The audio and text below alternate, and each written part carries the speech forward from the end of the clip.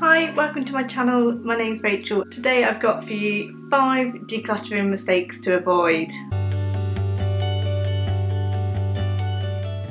So I know lots of you follow me for minimalism and decluttering ideas, and one thing that I've noticed is that it's very easy to make certain mistakes when you're decluttering. They can make the task feel quite overwhelming and difficult to achieve. And what I want to share with you is all the different mistakes that you could possibly make, the 5 key ones that you might make in order to help you get through your decluttering that little bit easier so that you can achieve your end goal that little bit faster. The first mistake is getting everything out all in one go. This is where you think, oh, I'm gonna do the living room. So you get everything out, put it on the floor, get everything out of the cupboards, and you just go from one area to another area, and you feel like you're doing bits, but actually what you've done is create a mass of things in front of you that when you look at can be quite overwhelming. And if you work on rather one section at a time, like one cupboard or one bookshelf, you can do that area and you can see an instant result.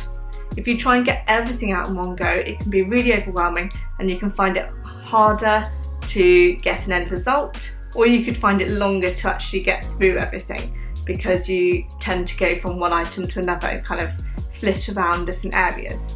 If you are focused and have one area that you're working on, do that area and then move on to the next area, you will just see that better, clearer result as you're going through, and it will also keep you motivated.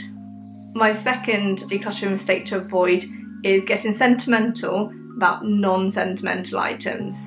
So maybe it could be a notebook that you bought because it had a particularly nice pattern on the front, or it means something to you and you think you're going to have a certain purpose for it, when actually it's just a notebook.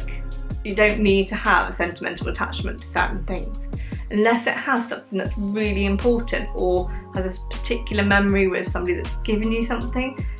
I don't feel like you need to be sentimental about lots of things. You should only be sentimental about certain things. So it's just too easy to get sentimental about a whole range of items just because you think that was bought by somebody, but actually it's just a pen, or actually it's just a stationery set. There's just lots of reasons why we get sentimental about things that we probably shouldn't do. So try and think a bit more bigger about the whole idea of decluttering. You're actually trying to minimise the things that you have.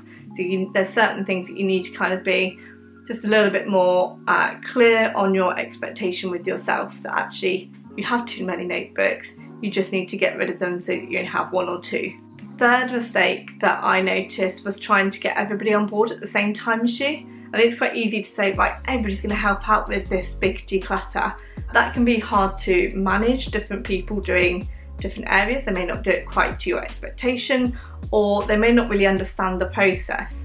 I think the best way to go around it would be to lead by example. So if you start decluttering, particularly in main family areas, you'll find that actually other family members are seeing the benefit and they're watching how you're doing it, so they're better able to tackle their own areas as well.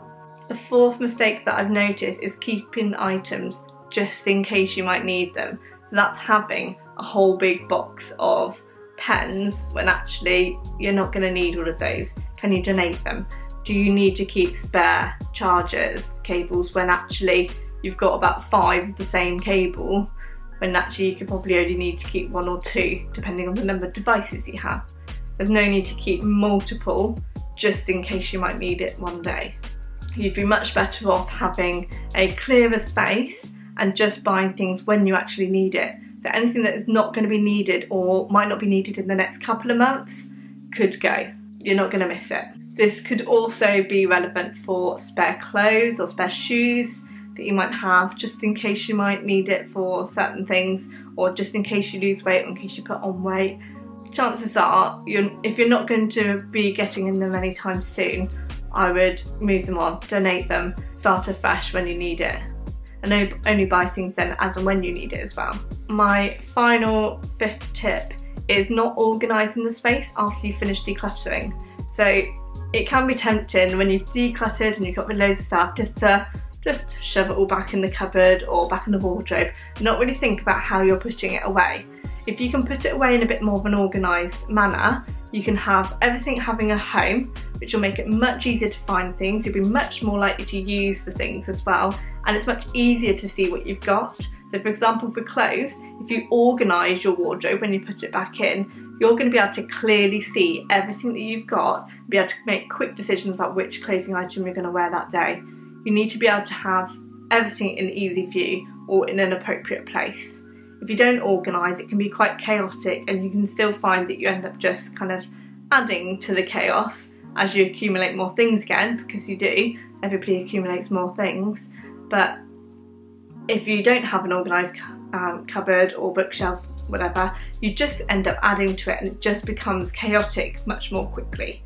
Hopefully these 5 tips have been really helpful of what mistakes to avoid when you're decluttering. Let me know how you get on if you are decluttering your home right now.